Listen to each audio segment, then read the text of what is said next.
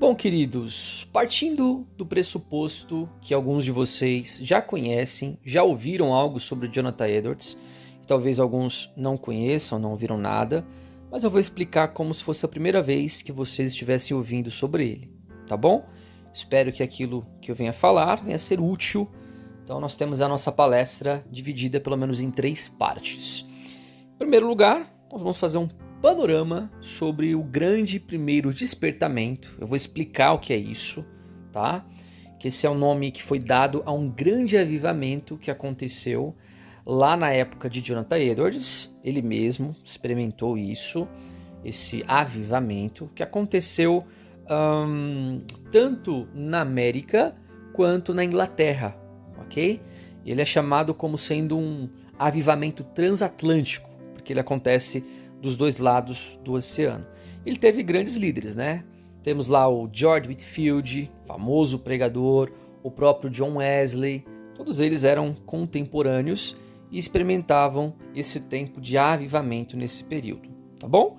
Então eu vou falar um pouquinho dele e algumas coisas que são importantes nós conhecermos sobre esse primeiro despertamento.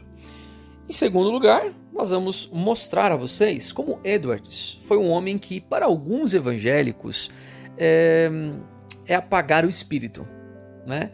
Para alguns cristãos, algumas ações de Edwards é como se fosse você tentar destruir avivamento.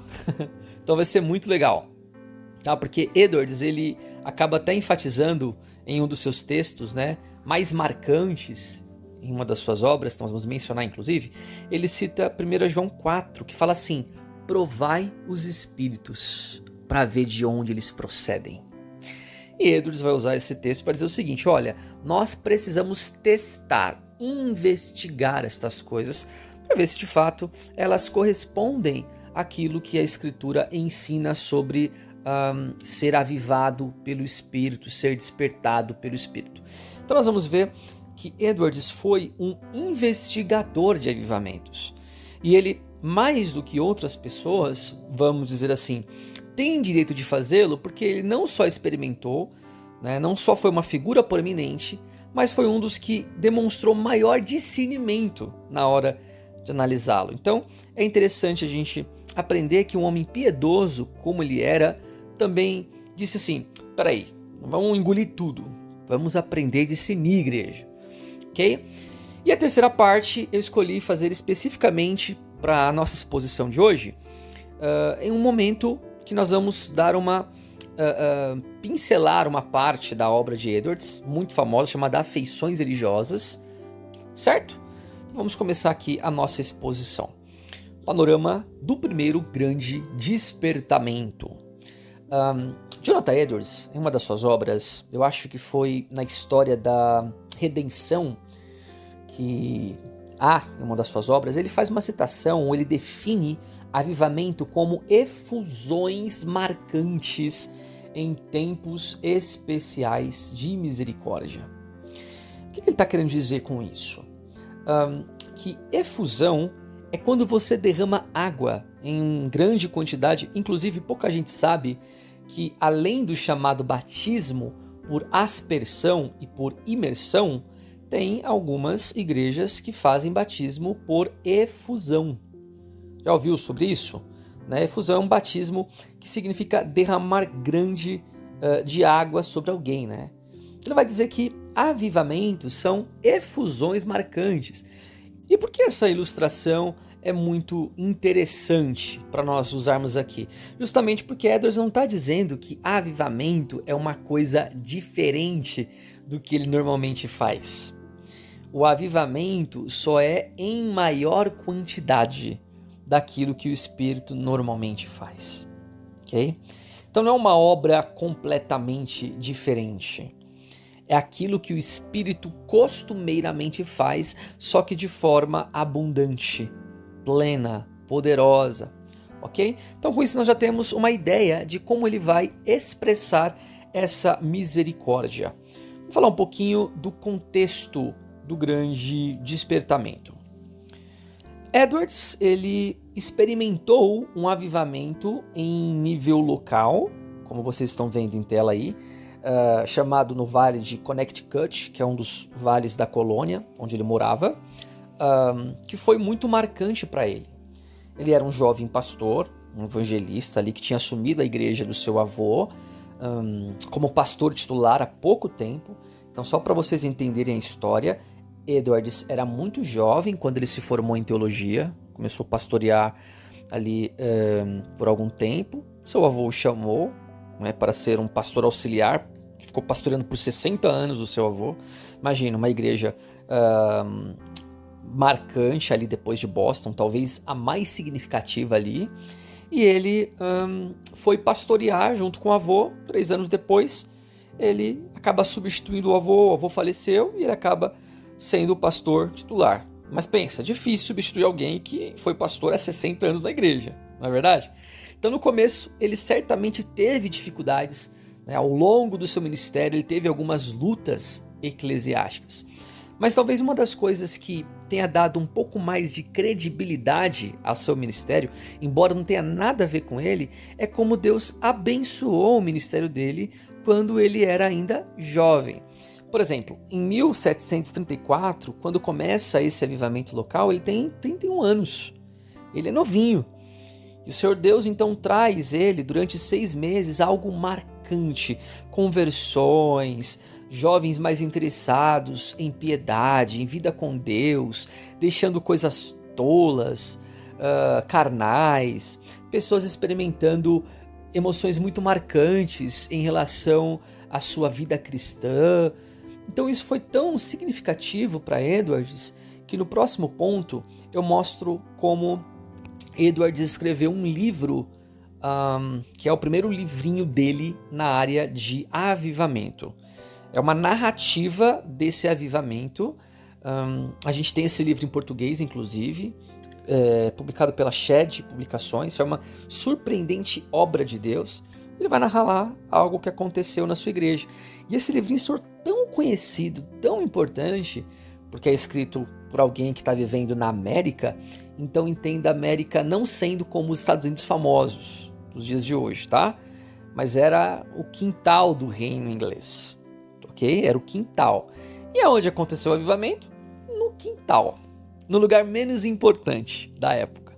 Então ele escreve esse livro fica muito conhecido na Inglaterra, na Escócia, todos consumiram esse livro. É como se fosse um manual de avivamento para algumas pessoas. Mas, para a tristeza do nosso irmão Edwards, isso não foi tão duradouro como ele esperasse que durasse. Então nesse terceiro ponto que vocês estão vendo aí, eu coloquei que depois ele acaba se desapontando com esse esfriamento de fiéis, de irmãos que acabam deixando, e ele acaba ficando vergonhoso quanto àquilo que ele havia escrito, algo que não foi tão duradouro. Aí todo mundo deve pensar assim enquanto está me ouvindo: nossa, deve estar bombando na igreja de Edwards, né? Foi algo poderoso, terrível. Não foi tanto não, porque depois houve esse esfriamento, tá? E ele fica muito chateado, fica deprimido e ele acaba querendo até que meio que apagar aquilo que ele havia escrito, ok? Então essa experiência de Edwards com avivamento foi marcante, mas eu creio que Deus estava começando ainda a ensiná-lo sobre algumas coisas preciosas sobre esse assunto.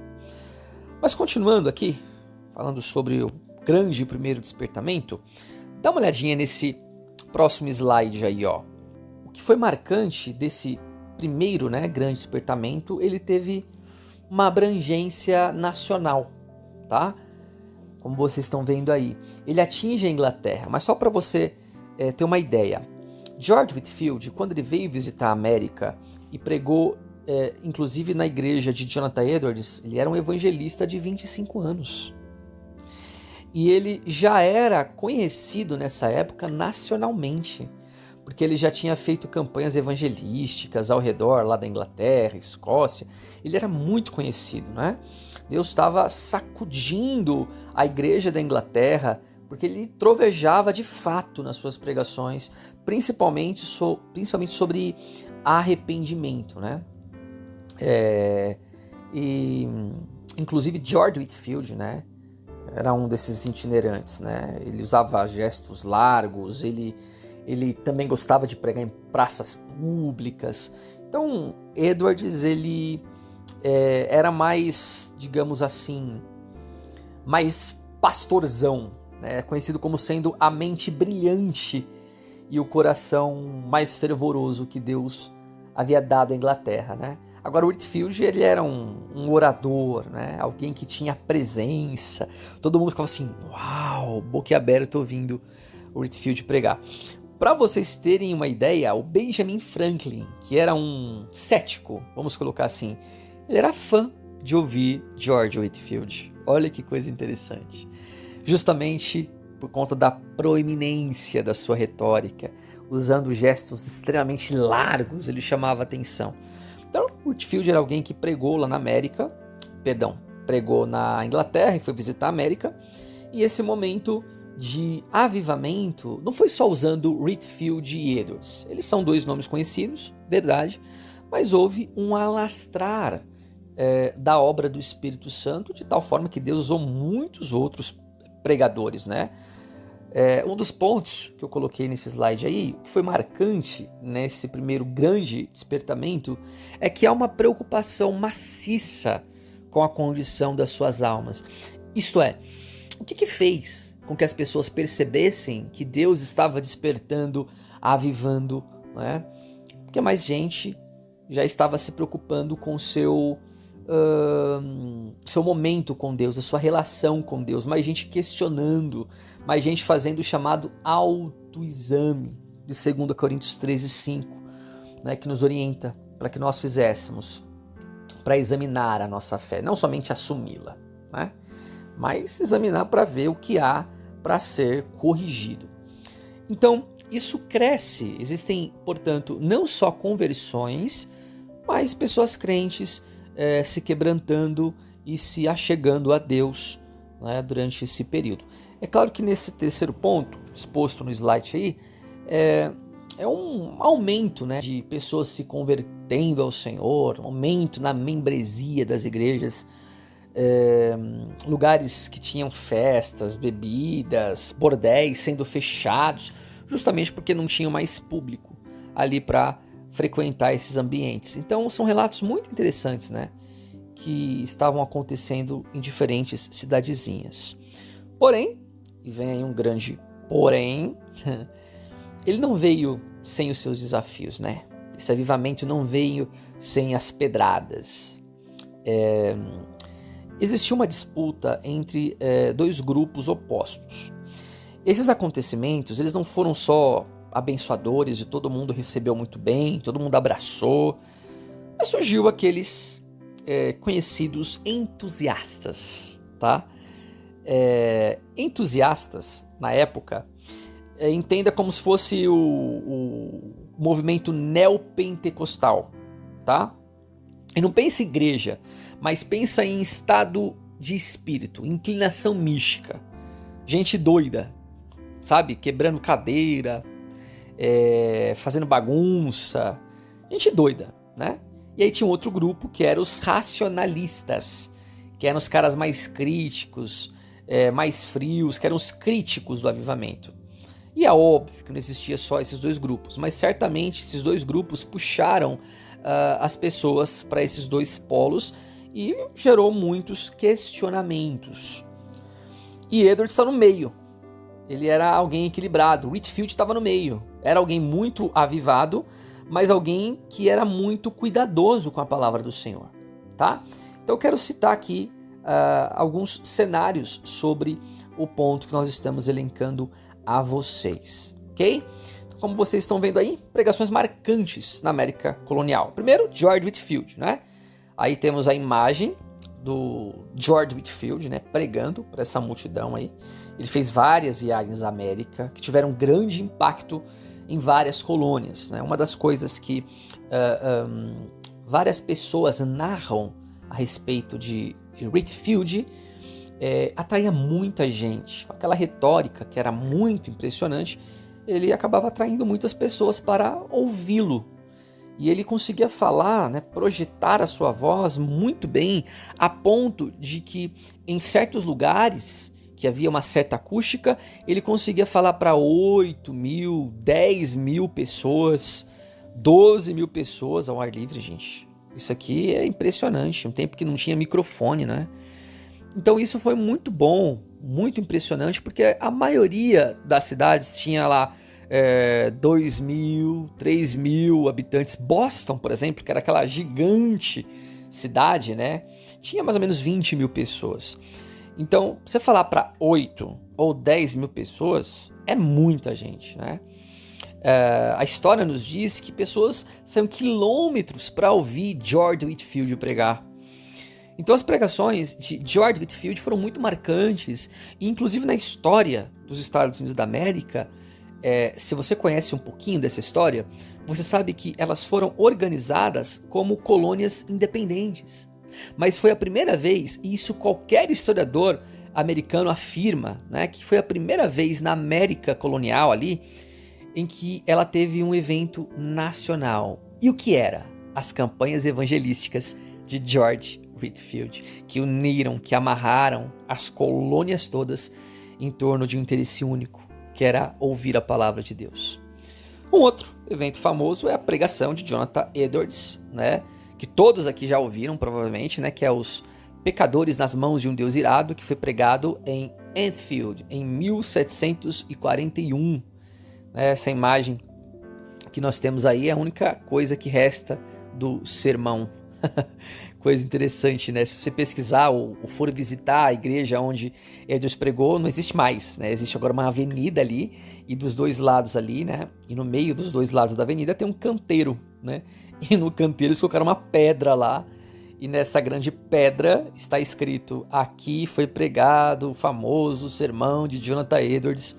É o que está escrito lá, né? Pecadores nas mãos de um Deus irado, em 8 de julho de 1941, na cidade de Enfield. Ok? Por que esse sermão ficou tão famoso?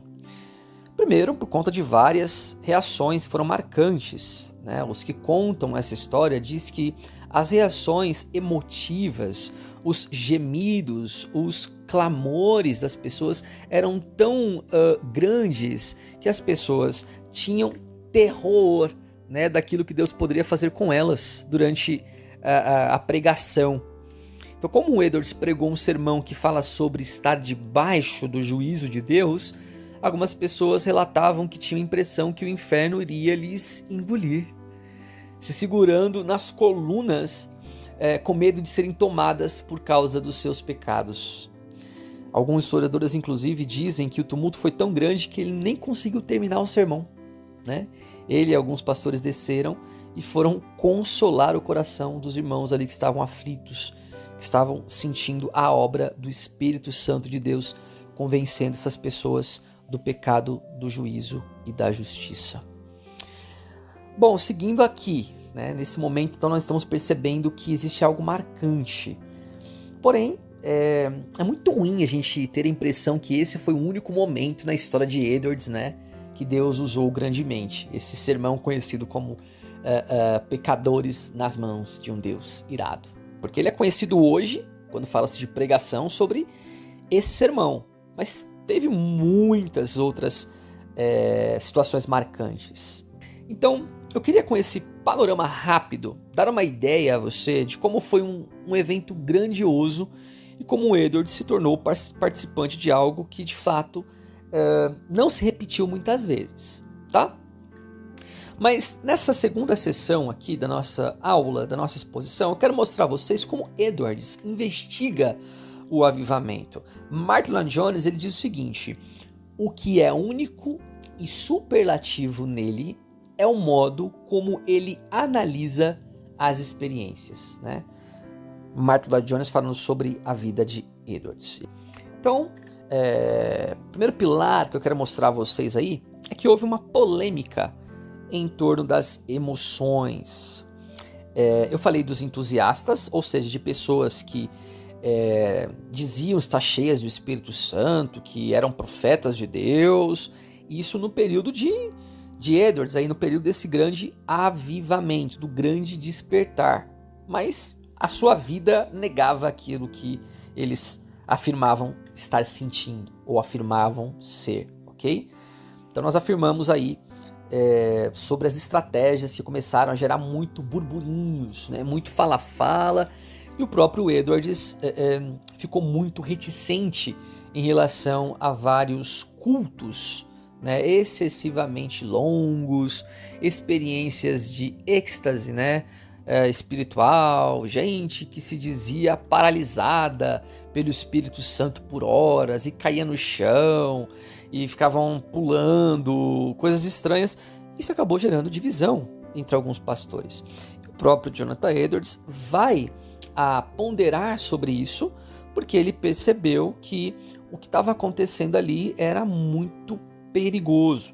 Tanto é que Jonathan Edwards escreve, como vocês estão vendo em tela aí, ele escreve 3 obras analisando o avivamento e as emoções das pessoas. A primeira dessas obras é a imagem de cima aí que vocês estão vendo, que nós temos traduzida para o português, chamado A Verdadeira Obra do Espírito, Sinais de Autenticidade, que é muito boa. E a segunda obra, para quem já me acompanha há algum tempo, inclusive que teve a oportunidade de fazer um curso teológico pela FAESP, um grande abraço a você se fez, teve a oportunidade de estudar com a gente, eu dei como leitura complementar obrigatória esse segundo livro, né, Afeições Religiosas, que é muito bom, tá bom? E o que é interessante é que as datas que eu coloquei, só para vocês terem uma ideia, 1741, ele escreve enquanto ele experimenta o avivamento. Então, quando você está experimentando uma coisa, você tem uma sensação. Agora, quando ela passa, você já tem outra. Então, quando termina o avivamento, Edwards vai começar a escrever de forma gradativamente mais crítica das reações emocionais. Isto é, mostrando que existe muito fogo de palha, sabe? Que tem muita coisa que não é genuína, que não provém de Deus, que não provém do céu. E é exatamente por isso que ele investiga avivamento, porque ele quer provar, né, como a Bíblia diz, nós temos que investigar, analisar, não falar amém para tudo. Dito isso, nós vamos fazer a nossa conclusão analisando essa obra, ok? Esse grande trabalho aí que nós estamos falando com vocês, Afeições Religiosas, de Jonathan Edwards. Então eu quero começar aqui dizendo que Edwards ele trabalha pelo menos com 12 sinais incertos e 12 sinais confiáveis da verdadeira espiritualidade, contendo aí nesse trabalho, nessa obra, né? Me parece que Edwards, quando ele escreveu isso, ele estava profetizando olhando para a igreja evangélica da nossa geração, né? 2025, estou verificando como a igreja está se comportando, Deus está me mostrando. Então, aqui eu vou destacar alguns, pelo menos 5 ou 6, tá? Como você vê em tela, né? Então, alguns sinais que não são confiáveis com respeito à verdadeira espiritualidade. Muitas emoções, né? Quando alguém diz assim, nossa, mas eu senti, sabe? Não, peraí, você sentiu? Então ele vai citar, inclusive, exemplos bíblicos que pessoas que foram impactadas por alguma coisa, mas não foi genuíno, não foi de Deus. Efeitos no corpo, sabe? Com o avivamento, na época de Edwards, algumas pessoas tinham até dado certa fraqueza, sentiam mexer com o seu corpo, parecia assim, mais ação do Espírito. E ele, não. Efeitos no corpo não são prova que você foi impactado pelo Espírito Santo. Fluência e fervor, vocês estão vendo aí. Aqui significa que a pessoa começa a falar bem e tem muito fervor espiritual, e que se ela fala muito bem ou se ela grita, é que ela tem o Espírito Santo. Edwards olha e fala, isso também não é confiável, não é evidência. Acompanhadas de textos bíblicos, né? Pessoas que vão citando textos, mas irmãos, até Satanás é bom nisso. Lembra que ele fez com Jesus? Né? Então Edwards, quando ele escreve isso, ele está querendo dizer o seguinte, mesmo que as pessoas estão citando a Bíblia, trabalhando o texto bíblico, isso não é evidência que ele é homem de Deus, não é prova que eles estão experimentando um verdadeiro avivamento. Temos um outro aí, muita expressão de louvor. Se a igreja é muito inclinada a louvor, é porque aquela igreja está passando por um avivamento. Não, isso também não é prova de avivamento. E eu sei, irmãos, que isso mexe com a gente, que a gente fica até, assim, um pouco mais crítico, mas Edwards experimentou isso, sabe? Ele viveu isso, ele experimentou essas coisas e ele viu o que aconteceu depois. Então, aonde tinha um movimento assim, ele ia lá para provar, para investigar, e depois os resultados eram ruins. Porque as pessoas elas continuavam mentindo, elas continuavam comprando e não pagando, elas continuavam adulterando. Então todos esses movimentos não eram sinais explícitos, reais, que aquela igreja ou que aquelas pessoas ou que aqueles pastores estavam vivendo um genuíno e perfeito avivamento. Tá? Então, queridos, eu quero chegar numa conclusão com vocês sobre um sinal confiável que Edwards usava, que era a humilhação evangélica. O que seria, né, a humilhação evangélica? Para Edwards, a humilhação evangélica é quando o evangelho, por isso que é evangélica, né?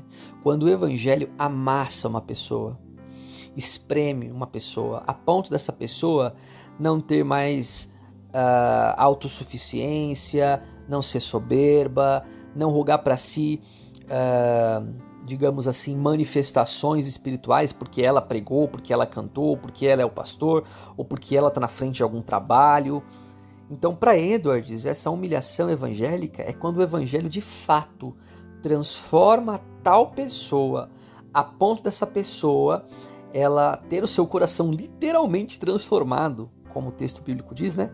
Que o Senhor é aquele que tira o coração de pedra e coloca um coração de carne, e que a única coisa que essa pessoa possa fazer é glorificar a Deus por aquilo que Ele é, por aquilo que Ele fez e por aquilo que Ele fará, né, na sua segunda vinda, buscando a sua amada igreja. Então, um dos sinais mais acentuados para Edwards sobre ter uma vida avivada é a pessoa ter uma vida de arrependimento contínuo. E não tem nada a ver com autopiedade no que tange. Eu não sou nada. Eu não sou ninguém. Eu nunca consigo nada. Não, não é isso. Mas essa pessoa ter a sua vida transformada pelo Evangelho e ela entender o seu lugar no reino. Que nós não somos reis, que nós somos servos. E o nosso papel como homens e mulheres de Deus é servir a igreja do Senhor. É servir as pessoas. Ok? É amar as pessoas, é estender a mão aos aflitos, é amar as nossas famílias, é ser fiel aos nossos cônjuges, é dar atenção aos nossos filhos, é ter uma vida normal cristã, uma vida que de fato venha glorificar o nome do Senhor. Queridos, eu espero que você tenha gostado da nossa exposição. Se você puder deixar o seu like, um comentário, compartilhar esse conteúdo, eu ficarei imensamente grato. Nós fazemos tudo isso para a glória do nosso Deus. Nos vemos aí no próximo vídeo. Um grande abraço, fiquem todos na paz.